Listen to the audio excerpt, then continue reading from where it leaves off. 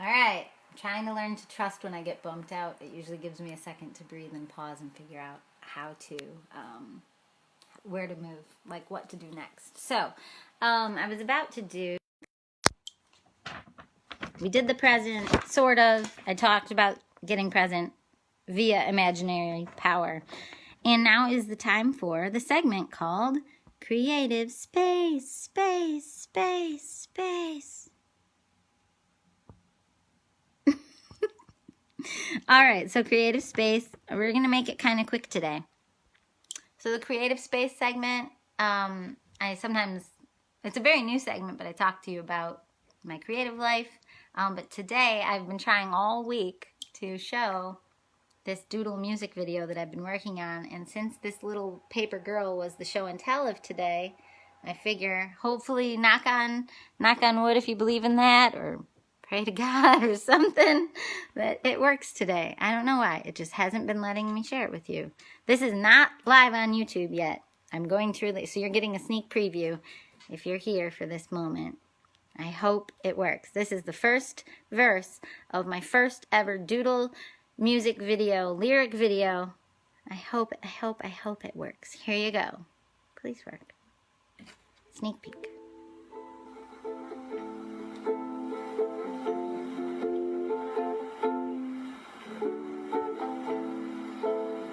Oh, this part's just the intro. Oh, there it goes.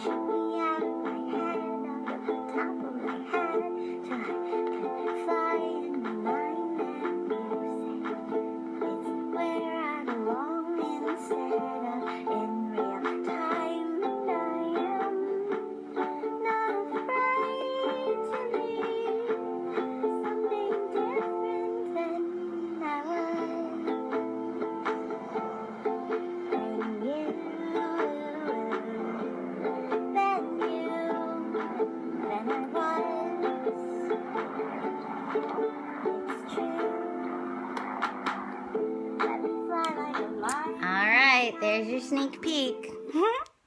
Okay, it worked. So tomorrow maybe I'll show the whole thing.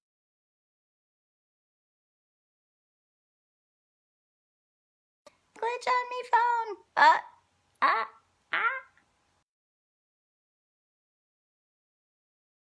It's into the wall. So I'm going to leave my coffee here because I don't have a hand free. But we're going to go on to the next segment. I think I have to find my charger. Oh. I didn't mean to show my bedroom. Well, now you've been in our bedroom. Okay, I'm getting my charger. I've only got a few segments left. And thanks for being here today, everybody. I hope this is helpful for you. I've talked about some really heavy themes, but I also drew some cute doodles. But even while drawing cute doodles, I guess I talked about really heavy themes. So I guess that's just what this show is. It's what I said it would be, but because I sorry, I'm trying to plug this in at the same time I'm talking. But because I envision things before I really know what they'll be, I guess I have no way of knowing if I'll be able to, or if I'll even want to do the thing that I say I'm going to want to do. I just don't really know in advance. And my life, because of that, has looked very sort of chaotic. But I think that's what creativity is. I think if you have visions and ideas and dreams, that what creativity is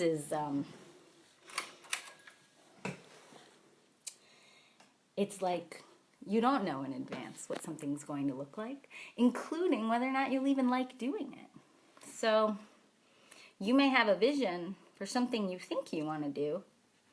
Sorry, I'm also finding a new filter while I'm telling you this uplifting, inspirational message. You might have a vision for something you think you want to do with your time in your life. Come to find out, you go to try to do it, you don't want to do it. Like, the biggest thing I've learned in the past few years is that I don't like editing. I keep thinking I'll want to edit. I thought I'd want to edit these. I still haven't even put the timestamps on yet. That I'm committed to. I will put the timestamps on because I feel like if I'm going to have any value in the world doing this many different things, I know that all these different things that I feel inspired to share are not all for all people. There's no way. This is not all equally interesting to all people.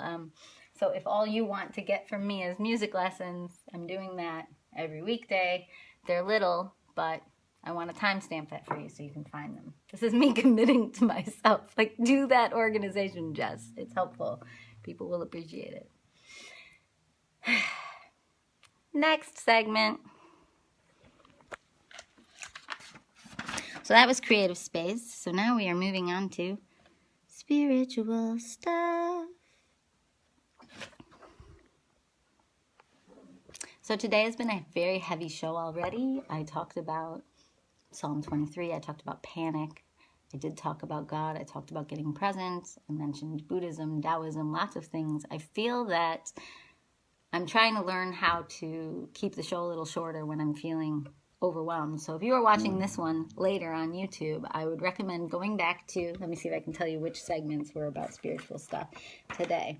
I think I even talked about spiritual stuff in the Doodleshare, which is weird. I think I talked about a lot of spiritual stuff, a lot of it in the book report and Feeling Your Feelings. So go check those out. The imaginary power segment, I kind of talked about it, and maybe the present as well. So lots of segments on spiritual stuff today. So for today, we are going to move on. Do, do, do, do, do. Your body and mind. Okay, so when we were back in the Feeling Your Feelings segment, I said stick around for your body and mind, because this segment is, because I brought up panic today, and I brought up a lot of really heavy themes today, I will say that I'm trying to find the right place for my phone and my phone charger. Okay, that should work. So I brought up all these heavy themes, including panic,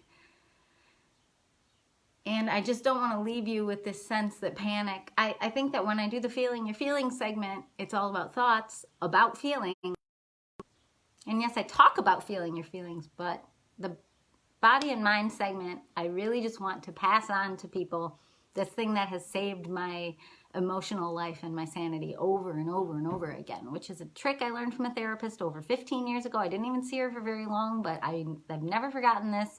I don't know where she got it. I don't know what method it goes with, but people who have any sorts of trauma, which I think societally we're all having a collective trauma right now. If you have any sort of trauma, that feeling is, like, we think of feelings, I could put a period right there, but we think of feelings. We don't feel them, a lot of us, because they feel too intense. And the way to start to heal feelings is to make them felt. Feelings are felt. And I know that sounds really dumb and obvious, but it's true, and it's surprising to me how many adults don't feel their feelings. So if you're somebody who wants to learn to allow your feelings to move through you, in other words, you don't necessarily want to feel it more, but you do want to, in other words, you kind of have to let it move through you in order to let it out. It's like food. It's coming in so it can go out. Like for feelings to release, they need to be felt. Otherwise they get trapped in us. I just saw that in this like Korean drama that I watched that said you need to like allow yourself to feel your feelings, or that your feelings will make you sick. I think she was talking about a woman who was crying on a rooftop over a breakup. And the older woman was like, you let it out, honey. Don't trap your tears or they'll make you sick. And I really do believe in that. I was like, yeah. I'm really into K-dramas anyway. But so you feel. You allow yourself to feel. And for a lot of people, especially at a time like this, that doesn't feel safe. And so don't take my word for it, because if you start to feel what you feel and that feeling feels overwhelming and you don't feel safe in your skin to be feeling that much, then throw away everything I said, because I am not right for you and I am not a therapist. I am not licensed. I don't know what I'm talking about for you. I just know what I'm talking about for me. And it has saved me over and over again. Saved is almost too strong a word. Like, yes, it saved me in a few key moments, but even in the small moments, it's converted my life. Just from having dumb anxiety over dumb, tiny things. I'm not talking in the current reality where what's going on in society isn't dumb and isn't tiny. I'm talking about like just dumb bickering arguments of feeling judged by a distant friend or something and just feeling too much anxiety in my skin to function. And if I didn't know how to work with feelings in my body, then that just backs up and it collects. And it all ends up unprocessed and you end up like too full and then you're filled up. And that's where I believe fear starts to convert into panic, is because we're not taught in this culture how to process it, or even just, I had a therapist once, it was a friend of mine who happens to be a therapist. I've mentioned her like 3 times today, but she did, I've had therapists, but in this case, it's a friend who happened to be a therapist. But whenever I would use the word process, she would be like, well, what do you mean by that? And in hindsight, I'm realizing maybe she was trying to get me to stop using the word process, because process is like turning it into a project. And I think what I realized in this moment just now is this idea that, like, I think a lot of times when we feel something, you don't really have to process it. It's not a project. You almost just have to get out of the way. You have to allow it. It's very childlike. Like, imagine before the time in your life. I'm not trying to mix segments. Imaginary power. But, you know, imagine before a time in your life that you were told not to feel what you naturally feel. Well, then you were just a 1-year-old crying baby. Not trying to bring it back to the present segment, but that's the same concept too. It's just like when you're just an original being, the little squishy baby. Not that babies are squishy like that, but I've never had babies, so I don't really know. I have lots of nieces and nephews. I know what babies are like. Anyway, you know, you feel what you feel. No one walks in the room and says you're not allowed to feel that little 1-year-old baby. By 4, maybe, definitely. But not little 1-year-old baby. You just feel what you feel, and it just comes out. And that's like what I mean by allowing. Just let it flow through you. And if that makes you feel like you're a dramatic person, well, then maybe that feeling you're having about you being dramatic isn't a feeling, it's a judgment. You're looking at yourself in your own personal mirror, viewfinder, whatever. You're seeing yourself and imagining that everyone else is staring at you thinking you're so dramatic.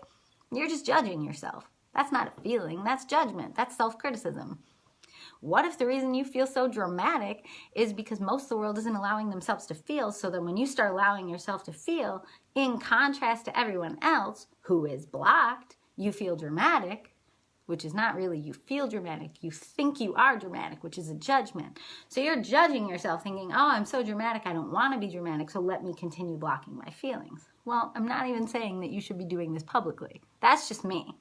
I don't recommend anyone does this publicly, because this is like 3+ years in the making of making YouTube videos, and I'm aware every time I keep sharing a little more and a little more, I'm very aware that a lot of this comes off as crazy and or just dramatic or emotional or all these other things, and like, I'm not encouraging you down that path. Making 700+ YouTube videos about feelings and sharing all this deep stuff, like, it won't help you. You won't win the lottery. You won't win a bunch of fans over it. Like, it's just weird. But I am encouraging you to do it privately. I am saying that in the private corners of your mind, you're laying in bed, and you're feeling things, doesn't matter what you believe. I just did that because you know what I believe, because I share it. But, you know, when you're feeling all that stuff, like, if you can just push pause on the judgment of what you feel and just let yourself feel it, you might have a complete breakdown, because maybe you've been blocking it for 20 years. So I'm not telling you to go have a breakdown right now. Like, if you don't feel safe to do this, don't do this. But you can tiptoe into it just like I did, like over a decade ago. I tiptoed into it. In fact, any of the times that I tried to get into doing this too fast, where I made a quick flip of who I was, and I tried to really dive into new ways of living and new ways of thinking about my life and my trauma and my feelings. Every time I did it really drastically and really changed who I was and what I believed and how to work with myself and my feelings, if it was a real quick shift, I actually did kind of cause little breakdowns in myself. So I'm truly not recommending anything drastic. I'm just saying, like, you can start to feel your feelings, even panic.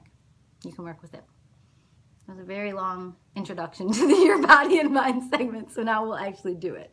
So if you don't know how to do this, just watch one of my old videos. It describes the Your Body and Mind segment, so I'm just going to do it today. You just pick a body part, kind of scan your body and try to find a body part that's feeling a lot.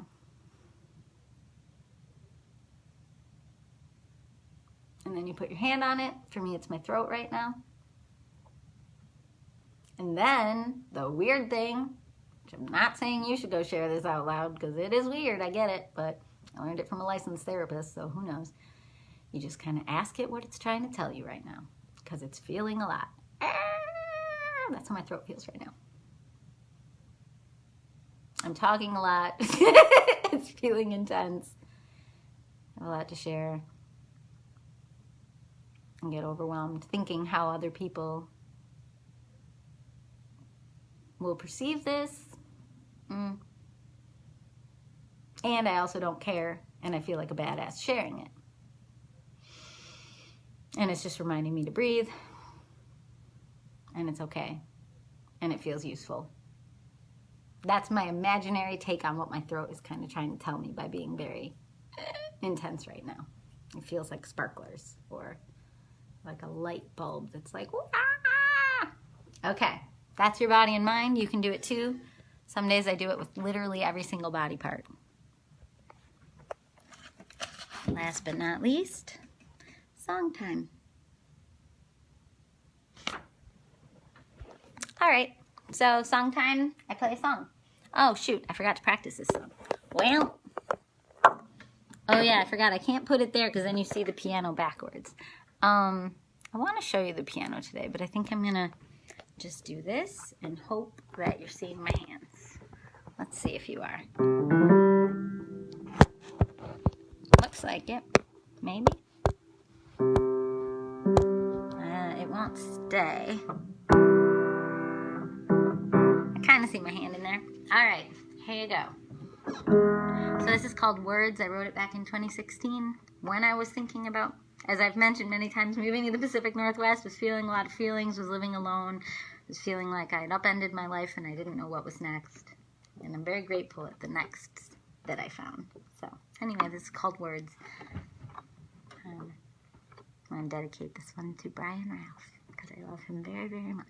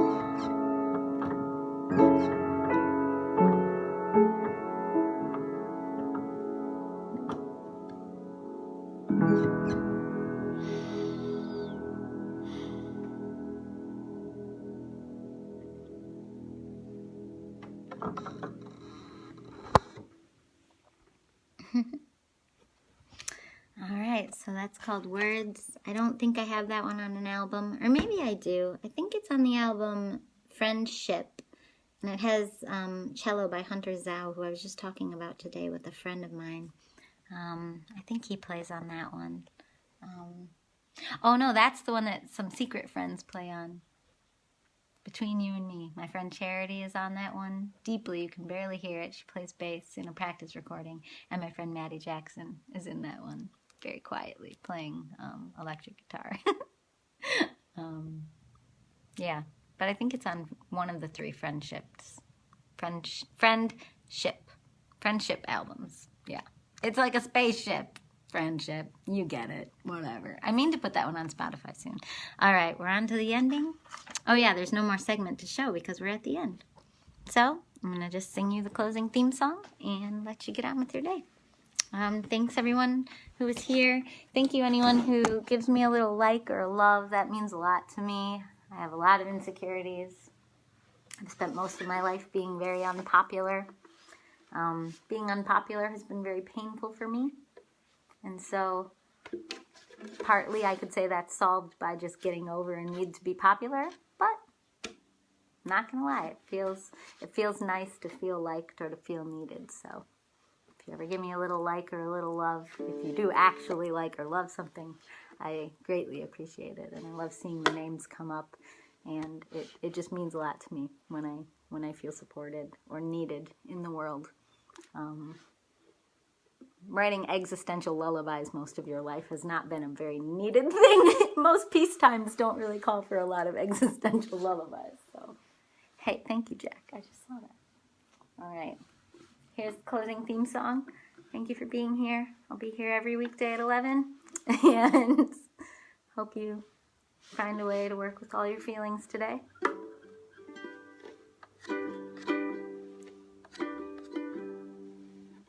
Pull up my sleeve. One,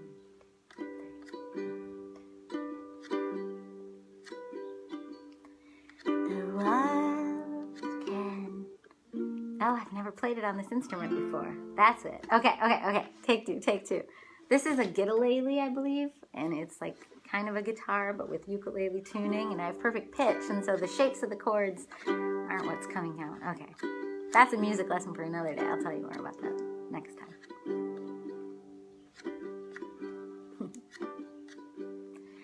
The world can be your friend. There's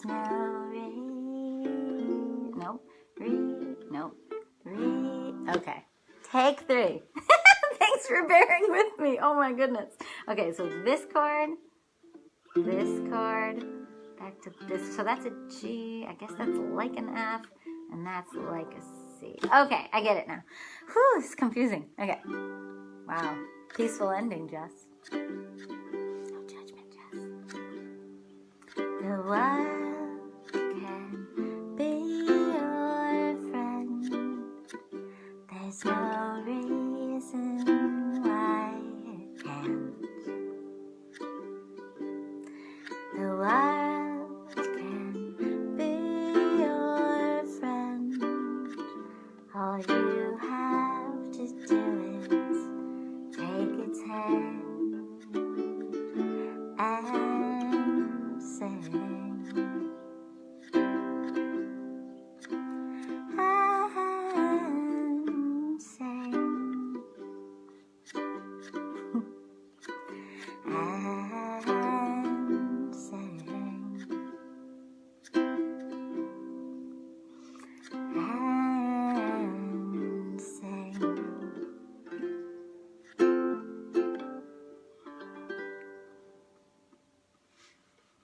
Bye. See you next time.